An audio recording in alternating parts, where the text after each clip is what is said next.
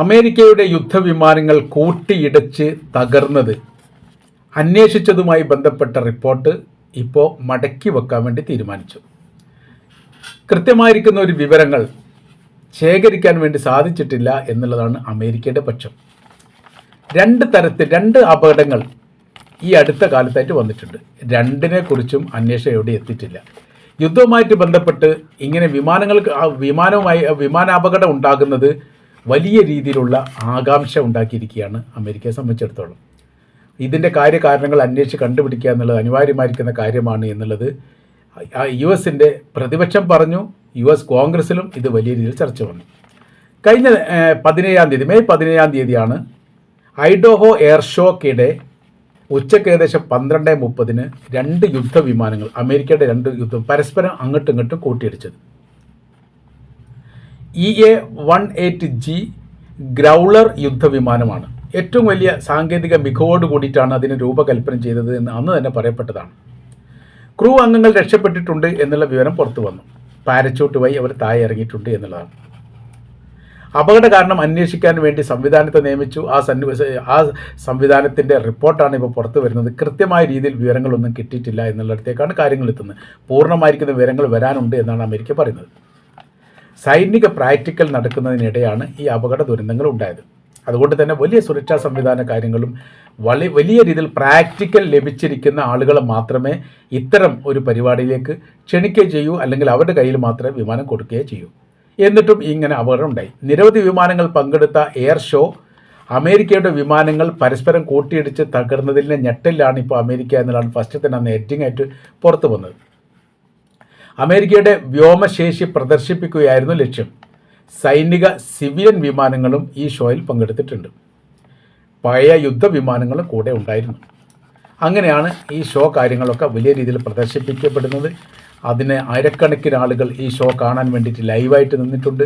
അതിനിടയിൽ വല്ലാതൊന്നും ഉയരത്തിൽ പറക്കുന്നതിനിടെ രണ്ട് ഭാഗത്തുനിന്ന് കൂട്ടിയിടി നടന്നു, തകർന്നു, കത്തി, തരിപ്പണമായി, പൈലറ്റുമാർ താഴെയിറങ്ങി എന്നൊക്കെയാണ് വിവരം. മാർച്ച് 12-ാം തീയതി അമേരിക്കയുടെ അമേരിക്കൻ എയർഫോഴ്സിൻ്റെ 2KC-135 എന്ന് പറയുന്ന റീഫ്യൂലിംഗ് വിമാനം കൂട്ടിയിടിച്ച് 6 പേർ കൊല്ലപ്പെട്ട സംഭവം ഇറാഖിൽ വെച്ചുണ്ടായിരുന്നു. അന്ന് വലിയ രീതിയിലുള്ള സംശയം, അതിൽ ഇറാൻ എന്തെങ്കിലും പങ്കുണ്ടോ എന്നുള്ള കാര്യങ്ങളൊക്കെ അന്ന് തന്നെ ചോദിക്കപ്പെട്ടതാണ്. ആ വിഷയവുമായിട്ട് ബന്ധപ്പെട്ട അന്വേഷണം തുടരുന്നതിനിടയിൽ തന്നെയാണ് ഇപ്പോൾ അമേരിക്കയിൽ ഈ സംഭവം നടക്കുന്നത് എന്നുള്ള ഒരു പ്രത്യേകതയുണ്ട്. അപ്പോൾ ഇറാഖിലുള്ള ഷിയ മിലീഷ്യ വിഭാഗം വല്ല ആക്രമണവും നടത്തിയിട്ടുണ്ടോ അമേരിക്കയുടെ എയർഫോഴ്സിന് എന്ന തരത്തിൽ അന്വേഷണമാണ് ആദ്യഘട്ടത്തിൽ തന്നെ ആരംഭിച്ചത്. തെളിവുകളൊന്നുമില്ല, അവർക്കൊന്നും മനസ്സിലായിട്ടുമില്ല. അപ്പോൾ ആകാശത്ത് വെച്ചിട്ട് റീഫില്ലിംഗ് നടത്തേണ്ട വിമാനമാണ് എന്നതിനാൽ എല്ലാവിധ സാങ്കേതിക സംവിധാനങ്ങളുമുള്ള കരുത്തുള്ള വിമാനങ്ങളിലൊന്നാണ് ഈ പറയപ്പെട്ട 135 2KC വിമാനം. അതിൻ്റെ ഒരു ഞെട്ടിൽ മാറുന്നതിന് മുൻപ് തന്നെ മാർച്ച് 12 ഈ മെയ് മാസം 17-ാം തീയതി, മറ്റേത് മാർച്ചിലാണ് നടക്കുന്നത്, ഇത് മെയ് മാസം 17-നാണ്. മറ്റേ മാർച്ച് 12, ഇത് മെയ് 17. വീണ്ടും ഇവിടെ ദുരന്തം ഉണ്ടാകുന്നു.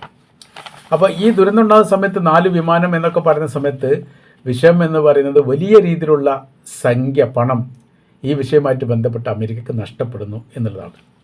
സാമ്പത്തിക ആഘാതത്തിൽ വീർപ്പ് മുട്ടി കഴിയുന്ന രാജ്യങ്ങളിൽ ഒന്നായിട്ട് അമേരിക്ക ഓട്ടോമാറ്റിക്കായിട്ട് ഇപ്പോൾ മാറിയിരിക്കുന്നു. കാര്യം യുദ്ധവുമായിട്ട് ഇറാനുമായിട്ട് ബന്ധപ്പെട്ട യുദ്ധത്തിൽ വൻ സാമ്പത്തിക നഷ്ടം 9,000 കോടിയൊക്കെ ഒരു ദിവസം നഷ്ടപ്പെടുന്നുണ്ട് എന്നുള്ള കണക്കൊക്കെയാണ് ഇതിൻ്റെ മുമ്പ് പുറത്തു വന്നത്.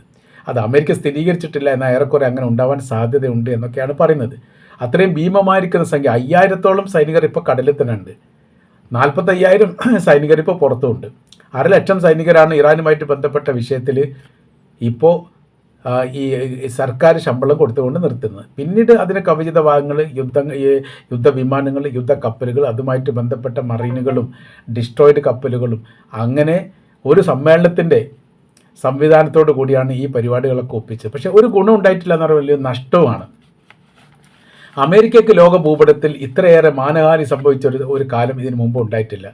2023 ഒക്ടോബർ 7-ാം തീയതിയുടെ കണക്ക് നോക്കുന്ന സമയത്ത് 2023 ഒക്ടോബർ 6-ാം തീയതി വരെ ഏറ്റവും പ്രൗഢമായിരിക്കുന്ന രാജ്യങ്ങളൊന്നായിട്ട് ഇസ്രായേലിനെ ലോകം വിലയിരുത്തി.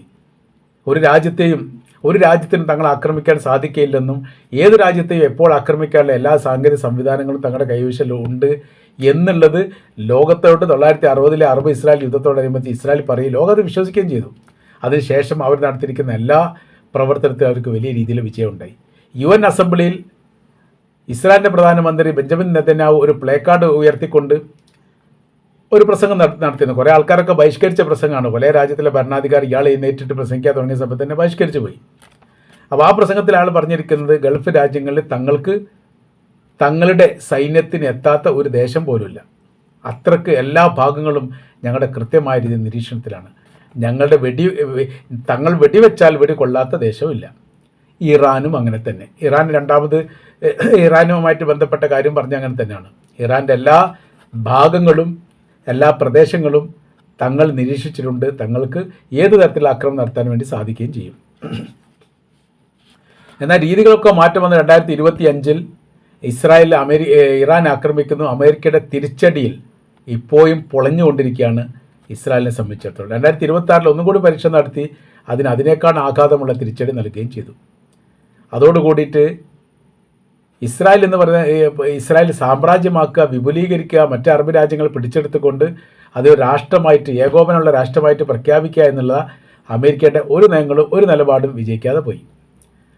പിന്നെ അതിനോടനുബന്ധിച്ച് എല്ലാ ഇസ്രായേലിൻ്റെ നിയലുകൾക്കും കൂട്ടുപിടിച്ചിരിക്കുന്ന ഒരു രാജ്യത്തിൻ്റെ പേരാണ് അമേരിക്ക. അമേരിക്ക ഈ യുദ്ധം ഏറ്റെടുത്തു.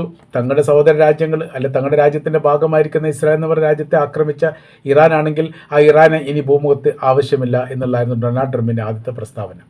നീക്കം ചെയ്യാൻ തുടച്ച് നീക്കുകയാണ്. എല്ലാ സാംസ്കാരിക പൈതൃകവും വേണമെങ്കിൽ ഞങ്ങൾ തകർക്കും. അവിടെ എല്ലാ ആത്മീയ നേതാക്കന്മാരെയും സംവിധാനത്തെ തകർക്കും. അങ്ങനെ പുതിയൊരു സംവിധാനം, പുതിയൊരു ഭരണകൂടം അവിടെ കൊണ്ടുവരും. 1979 മുൻപ്, അഥവാ ഇസ്ലാമിക വിപ്ലവം ഇറാനിൽ വരുന്നതിന് മുമ്പ് എങ്ങനെയായിരുന്നു അവിടെ ഭരണ സംവിധാനം ഉണ്ടായത്, ആ ഭരണ സംവിധാനത്തിൻ്റെ തുടർച്ച അവിടെ ഉണ്ടാകും എന്നാണ് ട്രംപ് പറഞ്ഞത്. എന്നാൽ യുദ്ധം തുടങ്ങിയതിന് ശേഷം ഇതിനൊക്കെ ഭയങ്കരമായിരിക്കും തിരിച്ചടി ഉണ്ടായി. യഥാർത്ഥത്തിൽ ഇവിടെ തോറ്റുപോയതും പരാജയപ്പെട്ടതും ഇനി പരാജയപ്പെടാനുള്ളതും അമേരിക്കയാണെന്നുള്ള ബോധ്യം അവർക്കുണ്ടായി. അതിനുശേഷം പിന്നെ അമേരിക്കയുടെ സമയം നന്നായിട്ടില്ല. ഏത് രീതി പോകുന്ന സമയത്ത് നഷ്ടവും കഷ്ടവും പ്രയാസവും അല്ലാതെ മറ്റൊന്നും അനുഭവിക്കാൻ ഇല്ലാത്തൊരു രീതിയിലേക്ക് കാര്യങ്ങൾ പോയി. അതിൻ്റെ തുടർച്ചയാണ് ഇപ്പോൾ എയർബേസുമായിട്ട് ബന്ധപ്പെട്ടുള്ള വിമാന ദുരന്തം എന്ന് വിശദീകരിക്കാൻ വേണ്ടി നമുക്ക് പറ്റുന്നതാണ്. ഒരു വിമാനമല്ല, ഏകദേശം 20 വിമാനം ഈ യുദ്ധവുമായിട്ട് ബന്ധപ്പെട്ട് യുദ്ധവിമാനം ഇറാൻ്റെ അതിർത്തി കേന്ദ്രീകരിച്ചോ അല്ലെങ്കിൽ ഇറാഖിൻ്റെ അതിർത്തി കേന്ദ്രീകരിച്ചോ കാണാതായിട്ടുണ്ട്. 8 അവർ സ്ഥിരീകരിച്ചിട്ടുണ്ട്. അത് 7 പിന്നെ 8 സ്ഥിരീകരിച്ചു. കാണാതായിട്ടുണ്ട് എന്ന് മാത്രം പറഞ്ഞു. അവിടുന്ന് അങ്ങോട്ടുമില്ല ഇങ്ങോട്ടുമില്ല. എന്തായി പോയി എന്നുള്ള ചോദ്യത്തിന് മറുപടികളൊന്നുമില്ല. അപ്പോൾ 8 സ്ഥിരീകരിച്ചു, ബാക്കി 12 സ്ഥിരീകരിക്കാൻ ബാക്കിയാണ്. അപ്പോൾ വൻ നാശങ്ങളും വൻ നഷ്ടങ്ങളും. വിമാനവാഹിനി മിസൈൽ ഉപയോഗിച്ചുകൊണ്ട് പൊട്ടിച്ചെതിരി തകരുന്ന ഒരു പ്രത്യേക രീതിയിലുള്ള മിസൈലുകൾ ഘടിപ്പിച്ചുകൊണ്ട് അല്ലെങ്കിൽ മിസൈൽ പറത്തിക്കൊണ്ടാണ് ഈ വിമാനങ്ങളൊക്കെ തകർത്തത് എന്ന റിപ്പോർട്ട് ഇതിനിടയിൽ പുറത്തുവിട്ടിരുന്നു. അത് ഇറാനിൽ ഇറങ്ങുന്ന സൗദി ഗവൺമെൻറ്റിനോടൊക്കെ ഇറാൻ ഗവൺമെൻറ്റിനോട് താല്പര്യമുള്ളൊരു പത്രമാണ്. അവർ പറയുന്നു, നശിപ്പിക്കാൻ വന്നവർ നശിച്ചു കൊണ്ടിരിക്കുകയാണ്, തകർക്കാൻ വന്നവർ തകർന്നു കൊണ്ടിരിക്കുകയാണ്. ആഭ്യന്തര വിഷയം ഉണ്ടാക്കാൻ വന്നവരുടെ രാജ്യത്ത് ആഭ്യന്തര വിഷയം നടന്നുകൊണ്ടിരിക്കുകയാണ്. എല്ലാത്തിനും തിരിച്ചടികളാണ്. അതിജീവിക്കുക എന്ന് പറയുന്നത് ഇറാൻ്റെ ചരിത്രവും അതിൻ്റെ യുദ്ധവുമായിട്ട് ബന്ധപ്പെട്ട അവരുടെ തന്ത്രങ്ങളും മനസ്സിലാക്കിയ ഒരു രാജ്യം പോലും ഒരു കാലത്തും ഇറാൻ ആക്രമിക്കാൻ വരില്ല. ഇവിടെ ഇസ്രായേലിനും അമേരിക്കയ്ക്കും പറ്റിയത് ഇറാനെ മനസ്സിലാക്കാൻ സാധിക്കാതെ പോയി. അതിൻ്റെ ദുരന്ത ഫലം അവരിപ്പോൾ അനുഭവിക്കും. ഇപ്പം മാത്രമല്ല, വരാൻ പോകുന്ന തലമുറ പോലും അനുഭവിക്കുന്ന തരത്തിലേക്ക് ഈ വിഷയത്തെ മാറ്റി സൃഷ്ടിക്കാൻ ഇറാൻ തീർച്ചയായിട്ടും സാധിക്കും. അതുകൊണ്ടാണ് ഞങ്ങൾ പലപ്പോഴും യുദ്ധത്തിന് വെല്ലുവിളിക്കുന്നത്. യുദ്ധത്തിന് വരും, നമുക്ക് യുദ്ധം കൊണ്ട് നോക്കാം. അമേരിക്ക പറയുന്ന സമാധാനത്തിന് വരും, നമ്മൾ സമാധാനമാണ് ഏറ്റവും നല്ല വഴി. ഈ 2 വഴികളും 2 രാജ്യം തിരഞ്ഞെടുക്കാൻ ഉള്ള പ്രധാനമായിരിക്കുന്ന കാര്യങ്ങളിലൊന്ന് ഇറാൻ അതിജീവിക്കാൻ വേണ്ടി ഇറാൻ സാധിക്കുമെന്ന് അവർക്ക് ബോധ്യമുണ്ട്. അമേരിക്കക്ക് അതിജീവിക്കാൻ സാധിക്കയില്ല എന്നുള്ള ബോധ്യം അവർക്കുമുണ്ട്. അപ്പോൾ നമ്മൾ പറഞ്ഞു വരുന്ന വിഷയം, ഈ യുദ്ധവിമാനവുമായിട്ട് ബന്ധപ്പെട്ട കാര്യങ്ങൾ കൂട്ടിയിടിച്ച് തകർന്നതുമായി ബന്ധപ്പെട്ട് അന്വേഷണം എവിടെയും എത്തിയിട്ടില്ല എന്ന് പറഞ്ഞാൽ എന്തൊക്കെയോ ഒരു ഈ യാഥാർത്ഥ്യം ഇതിനുള്ളിലൊക്കെ ഒളിഞ്ഞിരിക്കുന്നു എന്ന കാര്യം അമേരിക്കക്ക് മനസ്സിലായിട്ടുണ്ട് എന്നാണ് നമ്മൾക്കിതിനും തിരിച്ചറിയാൻ വേണ്ടിയിട്ട് സാധിക്കുന്നത്.